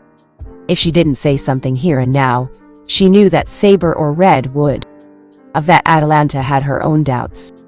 The Knight of Treachery might have something of a bad reputation when it came to matters of trust. But here, in this moment, Archer of Red hoped, prayed that Romurid erstwhile ally would understand the ramifications of speaking, and just hold her tongue. Because this shitty Archer betrayed us. 'Twas not to be. and those words turned the blood to ice in her veins. It was true in a sense. She could see how her actions might well be viewed as a betrayal by the knight. Her actions had led to Naruto turning on them, even if he hadn't been in his right mind at the time. If not for Jeanne, well, she shuddered at the thought. But to phrase it like that in front of Assassin. Kairi planted a hand against his forehead. Well, now you've done it? The assassin in question tilted her head. I don't understand. What happened? Naruto and Atalanta shared a terse glance, and the poor archer found herself caught in a paradox. Some might even call it a fatal flaw in her character. She was exceedingly blunt in her beliefs as well as her speech, yet couldn't be wholly honest with herself. Her belief that all children should be saved, once paramount, now clashed violently with her own views and the ugly truth that had been thrust in her face. This was her fault. Her misguided dream not only endangered Naruto, but brought about his rampage when was subsequently backed into a corner by Lancer. Naruto, who didn't blame her for any of her stupidity, even as it haunted her every waking moment. Naruto, the servant who had ever been kind and gracious to her despite her flaws. Naruto, who treated children like the true treasures they were. So admitted her guilt. Words tumbled out of her. She held nothing back, from the moment the battle had taken place to Naruto's attempted summoning of Jack. How she'd nearly attacked him for it. His agreement to her terms. The brawl that followed as he fought for his life, and backed into a corner, threw his reason away. And at the end of it all, Jack jerked back as if she'd been burned. Are you stupid? In an instant, those incredulous, innocent orbs narrowed to venomous slits. The change proved almost startling. Why didn't you let me help? You could have killed him. Atalanta fought down a flinch. Gone was the little girl clamoring for attention. In her place stood Jack the Ripper. Witnessing the duality of her personality proved unnerving enough her, but her words cut deeper than any noble phantasm ever could. Try as she might to hold her ground, Archer felt her ears flatten against her head. You're not telling me anything I haven't already told myself. Doesn't make it right? Mordred shook her head. Saber? The look Naruto gave her bordered on outright outrage. That's not what happened and you know it. Apologize. Like hell I will. Made discontent by this outburst of anger, the blonde growled right back at him. You were there, zombie, you saw. Even as he tried to respond to her accusation, Mordred rounded on Atalanta, thrusting an indignant armored finger towards the recalcitrant archer. How can we trust her if she's willing to let you die just to feel good about herself? If she'd just let you summon Assassin, you wouldn't have you. A heart-stopping hiss silenced her. Wouldn't what? Those warm blue ocean orbs turned to ice as she looked on, sapping the warmth from the room. Gone berserk? Newsflash, I'm a berserker. A short step carried him forward as he re-aimed her out and crushed his forehead against hers. It's what I do. It was bound to happen sooner or later, and I've got it under control now. Don't blame Atalanta for holding true to her ideals. Ideals? The knight bristled like struck porcupine. Is that what you call those delusions of hers? Neither was prepared for the smile. Don't you have a dream of your own, Mordred? Of course I do, she puffed out her cheeks in an irritated huff. What are you on about? Naruto shook his head. How would you like it if I decided to trample all over that dream, then? Mordred's hand flew to the hilt of her sword in a crimson blur, bringing the blade up under the blonde's chin. Naruto froze, his hands half raised. In the same moment, Atalanta drew a bead on the furious saber, knocking an arrow to her bow. Faint pressure registered against her jugular in recompense for her temerity, and she realized with a start that Jack had targeted her in retaliation. Their world hung on a razor's edge, ready to tip over at the slightest provocation. The slightest twitch would send their alliance flying apart, leaving them to turn on one another like wild animals. Salvation came from an unlikely source. Oh, for the love of knock it off already. Rolling now red eyes back in his head, Naruto exhaled in a long, suffering sigh and seized Mordred's great sword with an unprotected hand. Before anyone could think to stop him from doing anything foolish, the whiskered warrior ripped it free from her grasp and bludgeoned her in the head with the hilt, uncaring of the bloody trench it left on his palm, or the yelp she gave as she clutched at the rising welt left there. In the same movement, he reached out with his free hand, pinched Jack by the cheek, and plucked her off Atalanta's shoulders before sweeping the latter's legs in a spinning kick. Unleashed, the chaste huntress's arrow went wide of her mark and collided with Blonde's shoulder, sending him stumbling back, half a step as her back struck the floor. "What the hell's gotten into you three?" His chest heaved silently from his exertion as he ripped the deadly missile free in a vivid shade of cerise blood, his wild ruby gaze gradually fading back to true blue. "Are we really going to come to blows over something like this? Are we truly that petty? I'm disappointed in you lot." Silence fell over the crypt in a pall as they each nursed their injuries. He did not admonish any of them beyond that first, initial snarl, not even Jack as he deposited the ashen-haired girl upon her feet. He didn't have to. Severe scarlet slits surveyed their fallen forms in stoic silence. Those crimson orbs conveyed all the emotion ever needed.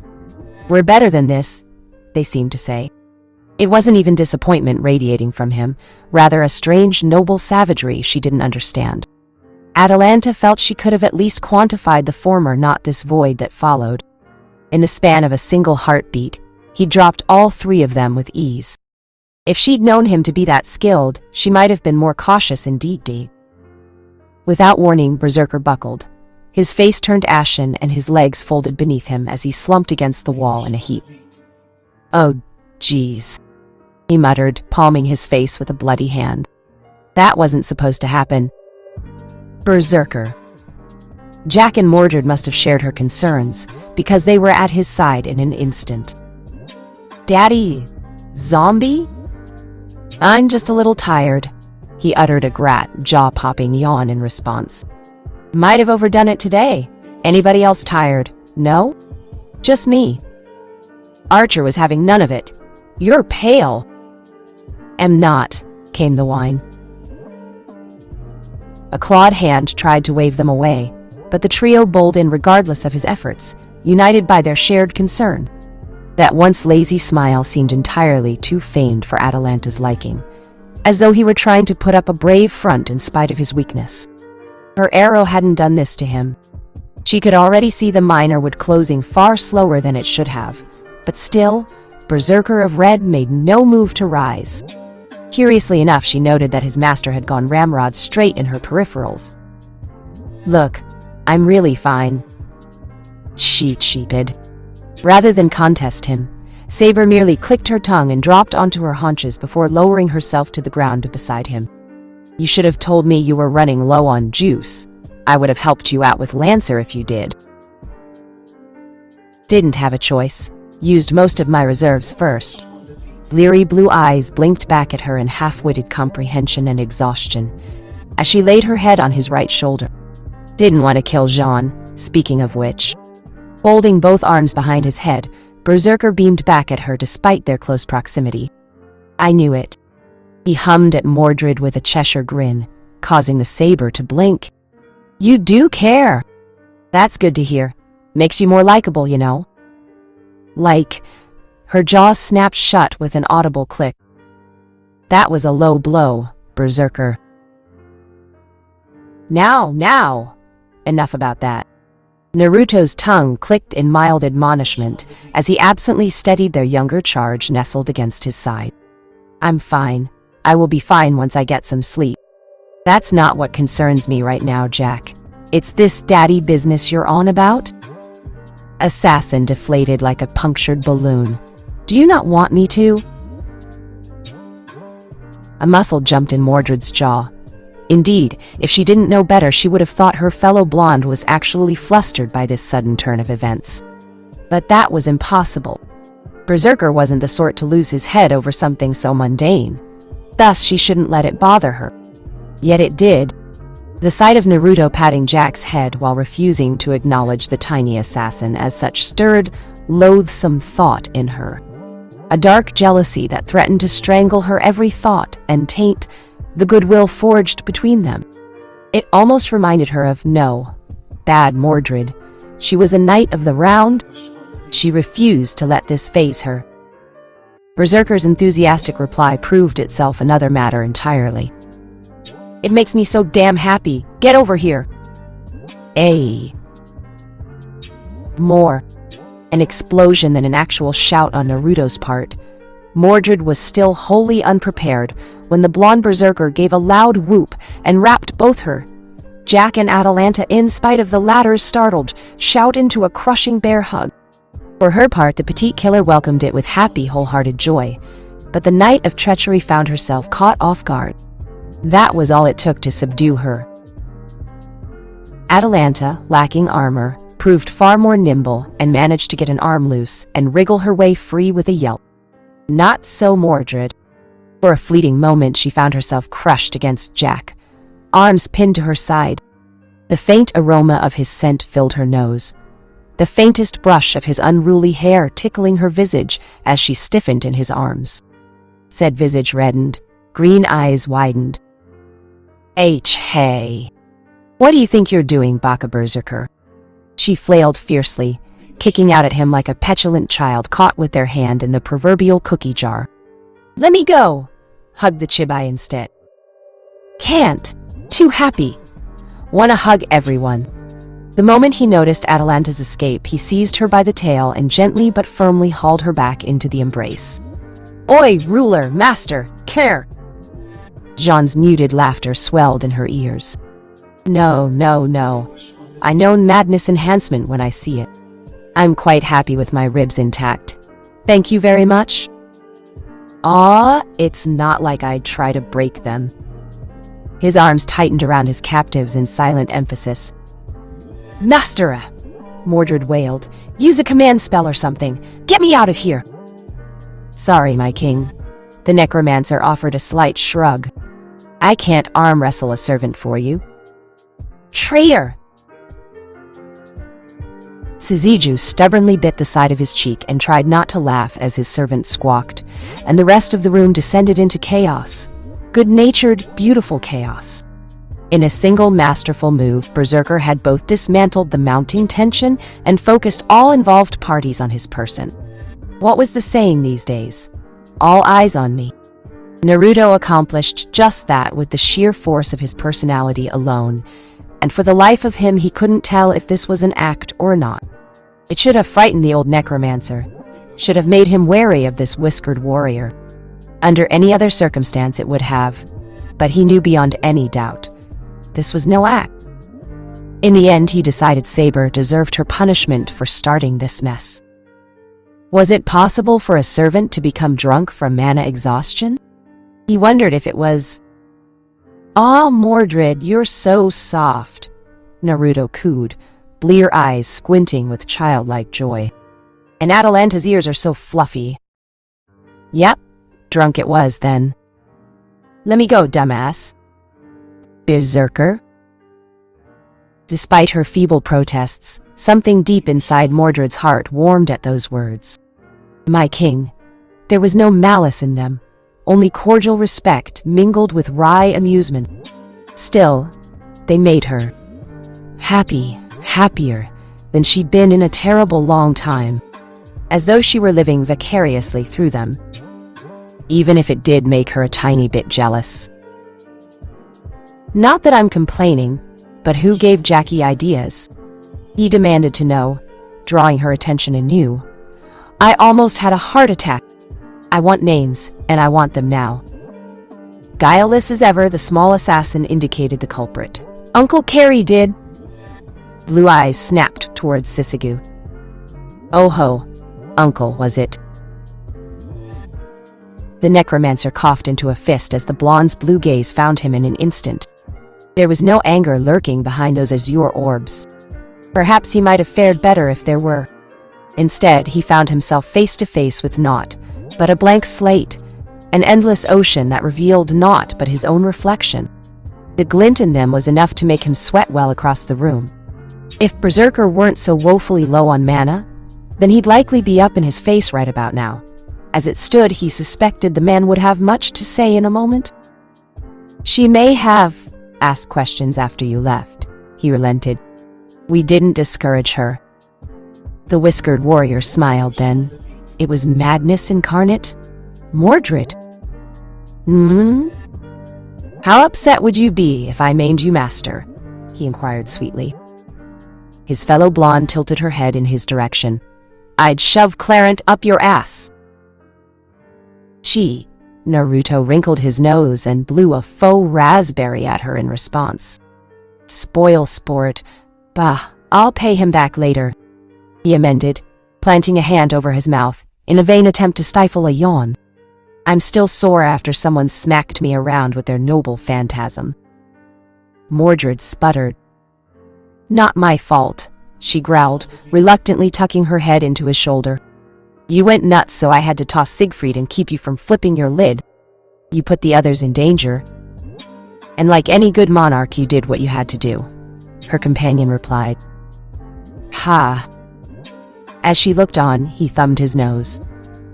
"I'm not one for serving others, but you'd make a good king." Mordred's face turned the shade of 1,000 burning supernova in all their glory. "What the hell?" Jaw-popping yawn overrode. Any protest she might have flung at him. "Tired now. Don't want to talk anymore." With that line, he was content to sleep. Servants didn't need sleep, unlike most men. Not in the conventional sense of the word. Oh, they could certainly be exhausted like any other after a long siege or a hard battle.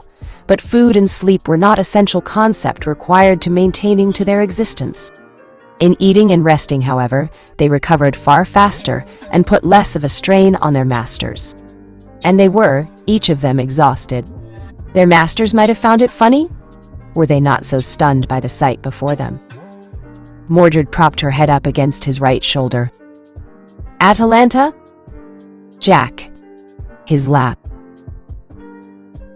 It was a strange, ramshackle position that shouldn't have been comfortable in any way, shape, or form. And yet, neither of the quartet attempted to move.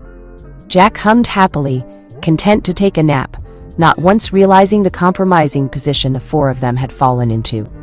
Mordred had all but ceased her struggles, and Atalanta offered only a token resistance as her eyes began to droop shut. A pause followed this as something occurred to Naruto in his final thought, mere moments before he drifted off. "Where did you throw Siegfried anyway?" "Saber," sputtered softly. "Hell if I know." "Zero." Siegfried laughed. It was a low, soft sound, somewhat muted by the lake he'd landed in. None heard him. None laughed at him. None chastised him for his failure. He was wholly, utterly alone, and thus howled to his heart's content. Not the cry of a broken man, or even a sorrowed one, but one of a man reborn. Drifting aimlessly with his back in the water, he gazed up at the stars and wondered at them. From here it almost looked like he could grasp one of them. He had but to reach out and close his fist around its shining surface. For the first time since he'd been summoned in this war, he felt free. Fighting her had awoken something in him, more than duty, more than honor. A spark that lit the fire that blazed through even now. If it hadn't been for that command spell at the last moment, he likely would have won the day. Knowing or not, his master had crippled him, but still had yet to call him back. That suited Saber just fine. It gave him time to sift through his thoughts, to make sense of the muddled mess he'd been freed from. Mordred hadn't cut him down. She could bat him about, to be sure, even cut him with the aid of a command spell reinforcing her blows. But he wondered if the Knight of Rebellion possessed the raw power needed to break through his armor without it. Unlikely. She hadn't been able to injure him until her master expended one. Her master would likely have to waste their remaining two if they wanted death to stick. So, rather than admit her loss, she'd done the next best thing. In lieu of being unable to land a finishing blow, she'd thrown him. In theory, it sounded impossible, For one servant to simply launch another bordered on absurdity. Yet Saber of Red had done just that. For someone so slight, she was frightfully strong. Strong enough to know who she was and what she wanted, to never lose her way even in the thick of battle. How long had it been since he'd felt such a surety of purpose? The thought almost brought a smile to his weathered face. He wanted to fight her again. No, that was wrong. He needed to fight her again. Thou art true to thy heart. The voice came from everywhere and yet nowhere, jolting him upright. Very good. Siegfried flailed to his feet in the shallows, splashing wildly. It availed him naught and nothing. An armored fist cracked out, driving him down to his knees. Only then did he glimpse his attacker. Only then did he comprehend the danger. How they'd snuck up on him. He was, in a word, death. Standing a towering 7 feet tall, even Siegfried found himself forced to gaze up at him. This Lord Reaper, in his smoldering black armor. An otherworldly being beyond compare. His sheer presence threatened to render Saber's blood to ice in his very veins, as cold and thick as frozen sludge. Meeting his gaze was another matter entirely. Blue flames blazed out his skull like balefire, a great shield hefted in one hand, and a mighty ebony great sword dangled almost lazily in the other. Fear not. Again that deep resonating voice rolled over him. The bell does not toll for thee. Today? Chill ran through Siegfried. Danger, his mind screamed. This man is dangerous. Run! Fly! Flee, you fool! Death incarnate, a being forged for a single purpose. For all his invulnerability, he felt a chill in the presence of this creature. It hadn't even raised its sword, and his very soul was already trying to escape his body in sheer terror. He needed to move, to fly, to flee, to get the hell away from this thing. And yet, try as he might, he could only manage a slow, dreadful crawl. Struggling upright against the sudden pain in his chest, the hero fought his way to his feet. Behind this great mountain of a man he glimpsed another, a slim waif of a girl in a blue battle dress, armed and armored as if for battle.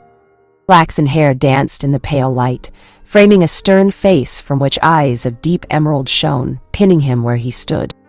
Despite her proximity to this towering terror, she displayed not an ounce of fear in her stance nor her bearing.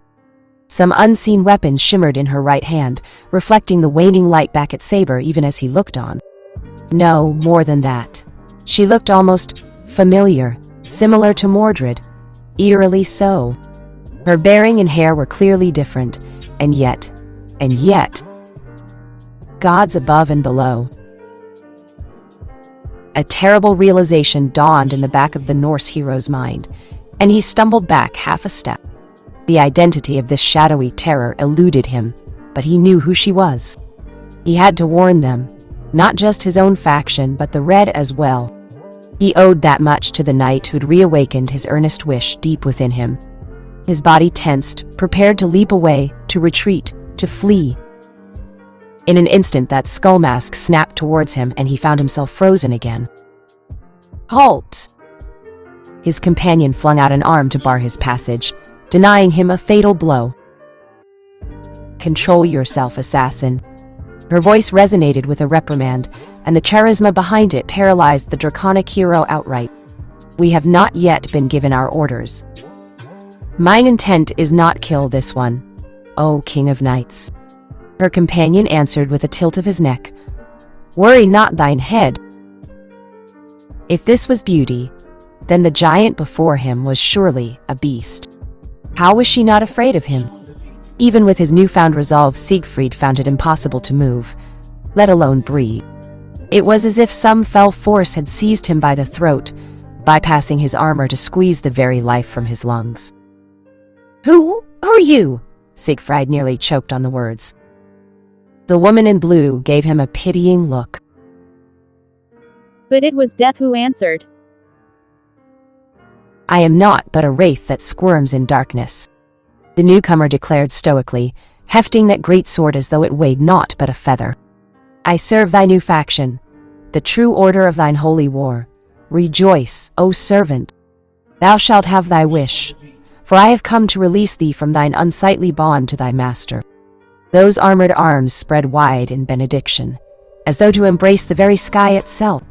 "Now, offer thy head and rise again, reborn, servant of blue." Before Siegfried could think to protest, the sword cut down at his face.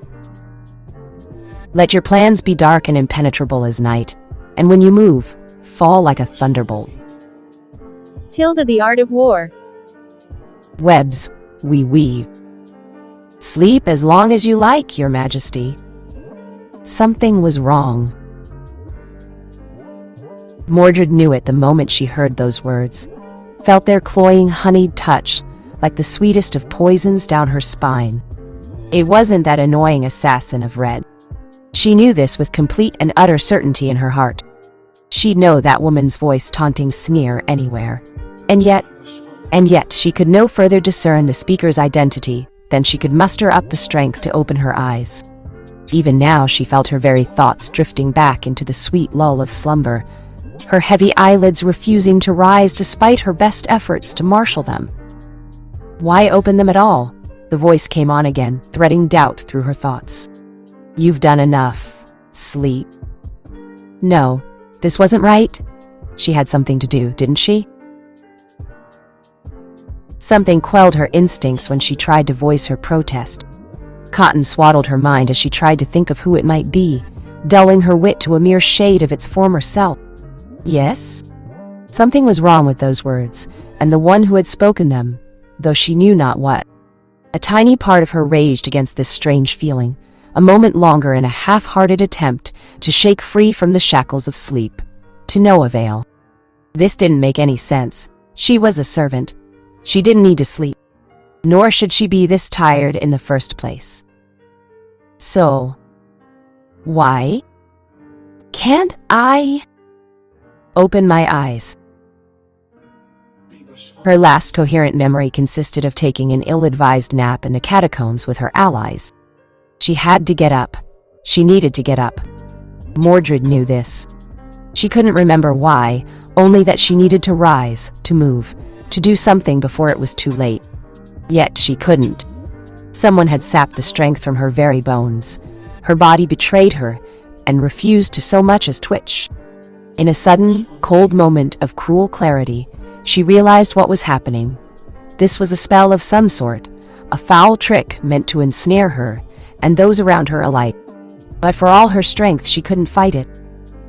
Everything just felt so heavy. Seriously? You're just going to let this beat you? Until someone reached out into the dark and gave her cheek a good, hard pinch. Ow, that hurt, you jerk. Stung by the gesture as much as the brief peal of laughter that followed, Mordred reacted as any impulsive saber might, without thinking. Whatever it was, that brief tweak of pain broke through whatever strange spell had sapped her strength, enough for her to lash out. A fist cannoned out with all the speed of a high-powered piston, instinctively seeking the one who had grabbed her face. Sure enough, her ears caught the satisfying crunch of cartilage, punctuated by a startled grunt, and the sound of someone tumbling to the floor. Worth it, a gravelly grunt greeted her. Now wake up already. Threaded with a hint of warning as much as warmth, those words nevertheless tugged her from the mire of her slumber with ruthless dispatch. In that instant, the Knight of Rebellion finally found the strength that had silently slipped through her grasp until this very moment.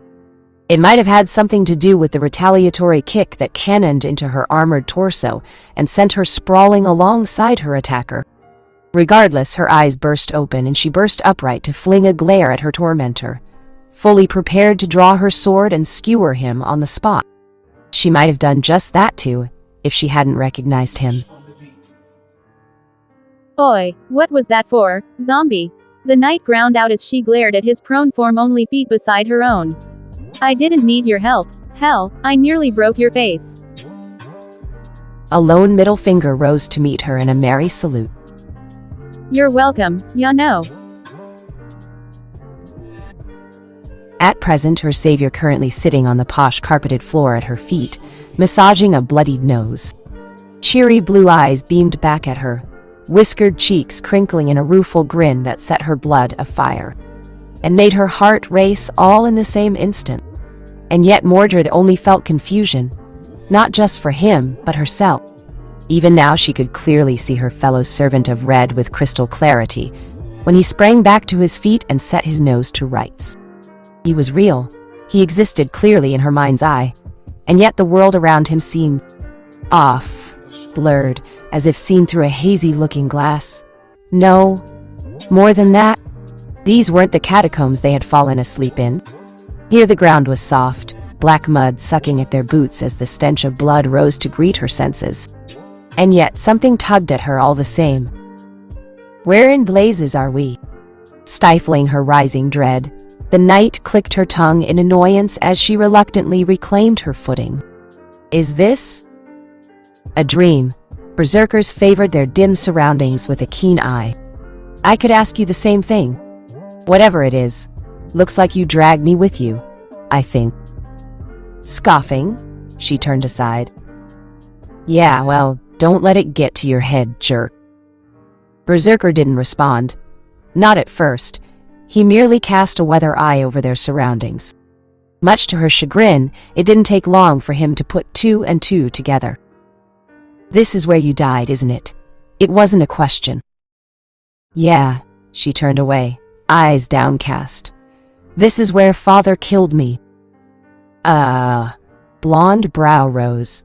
So you've got daddy issues. Who doesn't in this day and age? Hey! In a heartbeat, Mordred's temper got the better of her again. Foolishly, she made the mistake of swiping at him again, only to receive a pleasant pat on the head for her troubles.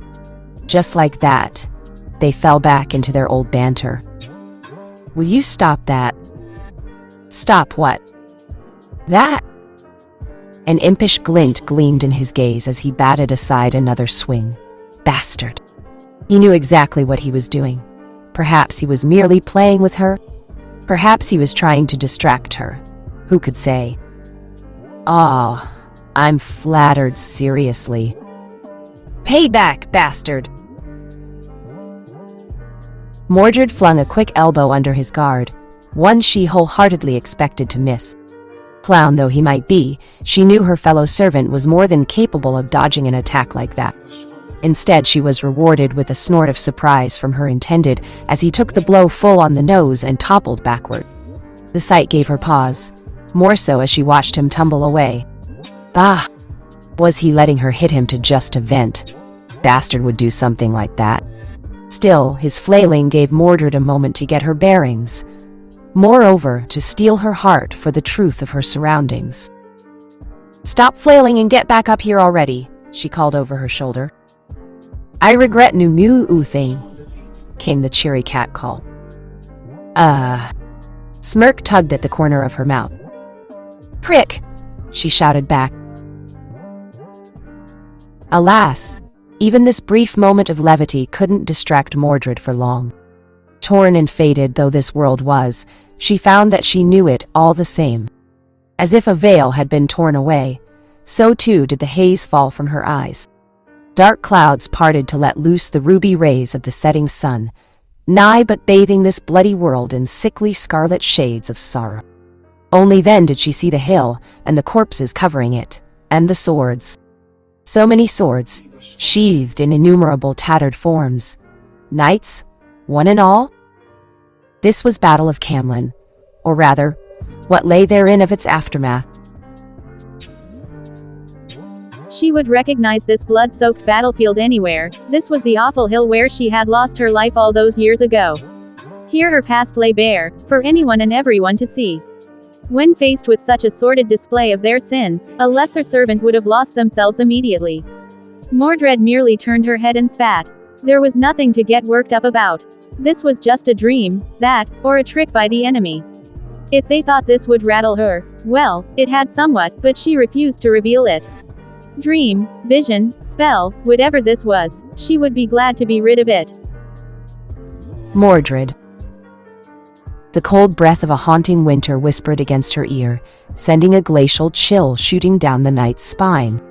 Startled, The Knight of Treachery cast a glance over her shoulder, only to find empty air.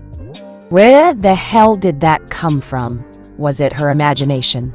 Surely it was... Hey, Naruto! Only slightest tremor betrayed words as she looked for her companion. Where the hell did you get to? Gleam of light on the broken battlefield caught the knight's eye, and her world ground to a halt. At a glance, it looked to be little more than a stray sword. Nothing of import. And yet, something drew her towards it all the same. Close, then closer still. Mordred. Again the voice whispered he, as she ascended the hill. As the weapon came fully into view, glimmering even now in the lingering light of the setting sun. It stood apart from all others at the crest of the hill, a beacon of near peerless radiance made to eclipse all others. With each steady step, Mordred's heart began to pound harshly in her chest, first with confusion, then excitement, and finally the searing fires of blind anticipation. Secure in the stone, this cradle of power, sheathed in silent stoicism, it waited for her. How she had longed for this blade, craved it, wanted to make it her own. This wasn't real, rather, it couldn't be real. Her heart told her this. Mordred knew this, even as the whispers slithered into her ear. Mordred. Are you kidding me? The words echoed hollowly into the dead, wasted air. This is a joke, right?